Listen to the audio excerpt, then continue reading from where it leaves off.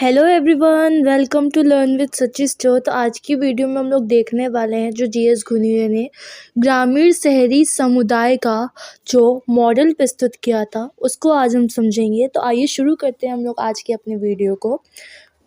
तो जीएस घुरिये ने सन 1963 में प्रकाशित अपनी पुस्तक रूरार्बन कम्युनिटी में क्षेत्र कार्य के आधार पर ग्राम और नगर की संरचनात्मक विशेषताओं को स्पष्ट किया।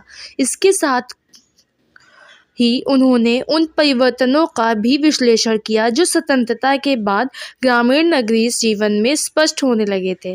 आरंभ में ही यह ध्यान रखना आवश्यक है कि भारत में अंग्रेजी शासनकाल के अंतर्गत होने वाले स्वतंत्रता आंदोलन के समय से ही ग्रामीण जीवन को संरचना को ध्यान में रखते हुए इसमें परिवर्तन और विकास के प्रयत्न आरंभ हो चुके थे। जनसंख्या का प्रवास होना आरंभ हुआ। नगरीय संरचना में अनेक ऐसे परिवर्तन स्पष्ट होने लगे जिनके लिए वस्तुनिष्ठ तथा अनुभविक अध्ययनों की आवश्यकता थी। प्रोफेसर घुरिये ने ग्रामीण तथा नगरीय समुदाय के विवेचना के लिए रूरल अर्बन शब्द का प्रयोग न करके रूरार्बन शब्द का प्रयोग किया। वास्तव में रूरार्बन का हिंदी रूपांतरण ग्राम्य नगरीय के रूप में किया जा सकता है। ग्राम्य नगरीय शब्द का तात्पर्य एक ऐसी दशा अथवा संरचना से है जिसमें गांव तथा नगर की विशेषताओं का एक मिला जुला रूप देखने को मिलता है। इसका तात्पर्य है कि डॉक्टर घुरिये ग्रामीण और नगरीय समुदाय को पूरी तरह एक दूसरे से भिन्न मानने के पक्ष में नहीं थे, बल्कि उनका उद्देश्य ग्रामीण और नगरीय समुदाय या संरचना के बीच पाई जाने वाली निरंतरता को स्पष्ट करना था। इस निरंतरता को अनेक लेखकों तथा विशेष रूप से वुर्थ ने ग्रामीण नगरीय सातत्य अवधारणा के रूप में स्पष्ट किया। वही घुरिये ने इसके लिए अनेक स्थानों पर ग्रामीण शहरीकरण अथवा ग्राम नगरीय रूरबानाइजेशन शब्द का प्रयोग किया। घुरिये ने किसी न किसी रूप में अपने जीवन भर भारत के ग्रामीण और नगरीय जीवन के संबंधों अथवा इनसे जुड़ी हुई समस्याओं पर विचार किया।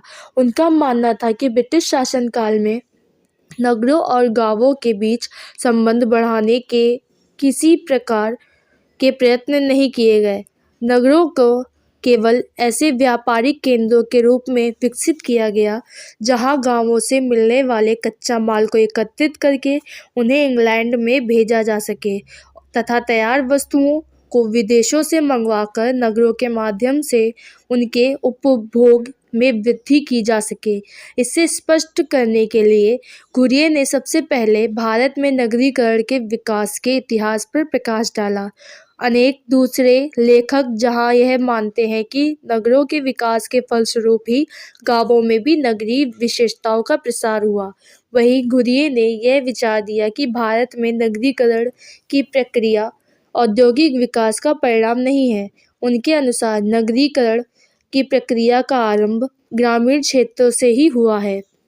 इसके लिए उन्होंने अनेक संस्कृत के ग्रंथों और दूसरे लिखित प्रमाणों का उदाहरण देकर बताया कि दूर दूर के गांवों में जब आवश्यकता से अधिक अनाज की पैदावार होने लगी तो इसके बिक्री के लिए बड़ी मंडियां और बाजारों की आवश्यकता होने लगी। इसके फलस्वरूप जब कोई ग्रामीण क्षेत्र एक बड़ी मंडी या बाजार के रूप में बदल जाता है तो वह वहाँ की जनसंख्या बढ़ने के साथ ही वहाँ की सामाजिक, आर्थिक और प्रशासनिक संरचना भी बदलने लगती है।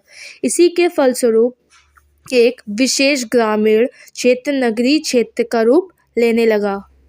घुरिये के अनुसार इस तरह के नगरीय केंद्र के विकास में क्षेत्र के सामंतों और धनी लोगों का हाथ इसलिए रहता है जिससे वे अधिक से अधिक लाभ प्राप्त कर सके। उन्होंने वाराणसी, जयपुर, कांचीपुरम, इलाहाबाद तथा मुरादाबाद जैसे शहरी केंद्रों के विकास का उदाहरण देते हुए लिखा कि इन स्थानों में रेशमी कपड़ों, आभूषणों, नक्काशी, धातुओं की वस्तुओं तथा धार्मिक विश्वासों आदि के कारण बाजार विकसित होने और ग्रामीण क्षेत्रों तथा कस्बों से जनसंख्या का विकेंद्रीकरण बढ़ने से अनेक क्षेत्र बड़े बड़े नगरों के रूप में बदल गए।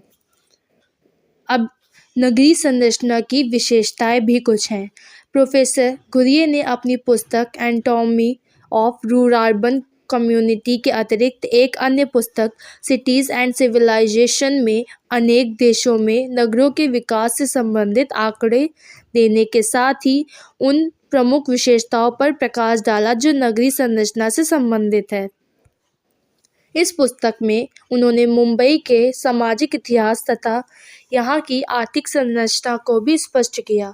घुरिये के अनुसार नगरीय संरचना को कुछ प्रमुख विशेषताओं के आधार पर ग्रामीण समुदाय से पृथक किया जा सकता है, लेकिन यह ध्यान रखना आवश्यक है कि किसी भी नगर के सभी क्षेत्र एक दूसरे के से पूरी तरह समान नहीं होते। इस दृष्टिकोण से केवल उन्हीं विशेषताओं को समझना आवश्यक है जो ग्रामीण समुदाय की तुलना में नगरीय संरचना की भिन्नता को स्पष्ट करती है। नगरीय संरचना का सबसे मुख्य आधार जनसंख्या की अधिकता है। नगरों में व्यवसाय और रोजगार से अधिक अवसर उपलब्ध होने के फलस्वरूप यहाँ की